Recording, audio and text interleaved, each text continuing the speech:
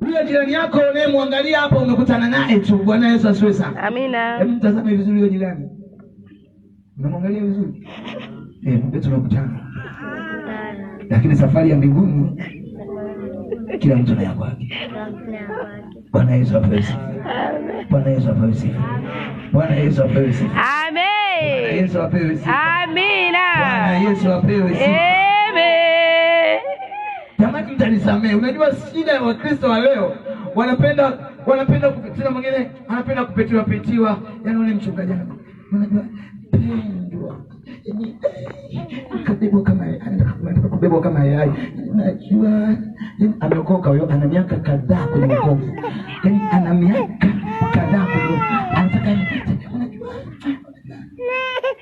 Sasa kina mama hapa ambao ni wachanga kidogo, si ndio? Mama yangu hapa ni mchanga kidogo huyo. Hata kusema kama tunampeti sawa, lakini akija akikaa vizuri akikomaa, naambia simama kwa miguu yako mwenyewe. Amen. Amen. Bwana Yesu apewe sifa. Amina. Bwana Yesu apewe sifa. Amen. Haleluya. Amina. Maandiko yanasema hivi, Yesu anasema atakaye kunifuata. Bwana Yesu asifiwe sana. Amina. Bwana Yesu apewe sifa. Amen. Kwa wale wachanga jamani kwenye wokovu ndio tunawasogeza. Lakini wewe mtu mwenye miaka kadhaa kwenye wokovu, unamjua Yesu, umekulia wokovu, umefundishwa neno, umekulia neno la Mungu, tena na wewe unataka tuanze